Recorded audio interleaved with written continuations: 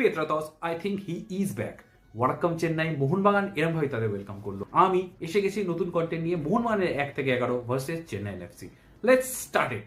Number 11 Alberto Rodriguez. না, তার কোনো ভুল নেই, বাট প্রতিপক্ষ সেরকম সক্ষম ছিল না তার সামনে দাঁড়ানোর জন্য, এবং তাকেও সেরকম পরীক্ষার কিছু পড়তে হয়নি সেই কারণে। বাট কিছু কিছু ক্ষেত্রে আরও বেটার হতে পারতো। নাম্বার 10 মেহতাব সিং। সেম জিনিস, খুব একটা চ্যালেঞ্জের মুখোমুখি তিনি হননি, তাই। নাম্বার 9 বিশাল ক্যাথ। কিছু কিছু জায়গায় টেস্টেড তিনি হয়েছেন এবং ফুল মার্কস নিয়ে তিনি কিন্তু পাশ করেছেন। নাম্বার 8 থাপা। কিছু কিছু পকেটে তিনি ভালো খেলছিলেন এবং আমার মনে হয় আজকে তিনি আরও ভালো করতে পারতেন চেন্নাইয়ের এগেস্টে।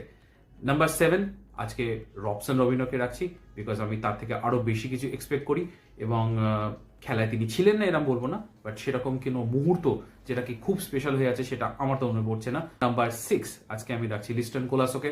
অবশ্যই ইন্ডিভিজুয়াল ব্রিলিয়েন্স তার ছিল, একটা শট তার বারেও লাগে, বাট আবার সেই একই ব্যাপার, তাকে যেটুকু টাইম তিনি পাবেন আমার মনে হয় পুরো ম্যাচটা ইনভলভ থাকলে আরও বেটার তিনি খেলবেন এবং গোল সংখ্যাও তিনি বাড়িয়ে নেবেন। নাম্বার 5 অভিষেক টেকচাম সিং।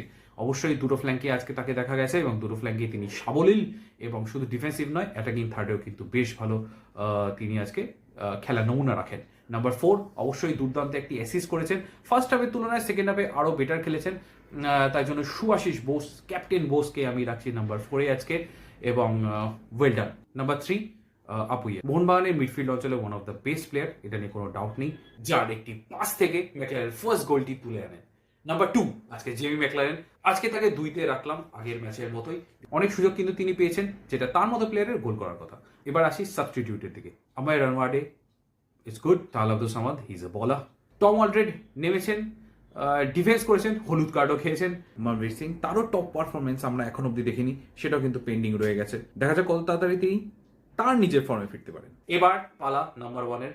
আজকের দিনে দিমি পেট্রাতস। আগের ভিডিওতে আমি বলেছিলাম যে ফর্মে আসছেন দিমি আস্তে আস্তে। আজকে কিন্তু গোলটাও তিনি পেয়েছেন, এবং যে গোলটা করেছেন ক্যাপ্টেন বোসের পাস থেকে অসাধারণ, অনবদ্য। লাইভে দেখে তো খুবই মজা লেগেছে, আজকে ওয়াচ চ্যালেঞ্জ করছিলাম। এনিওয়েজ, এটাই ছিল আমার মোহনবাগানের 1-11 আজকে।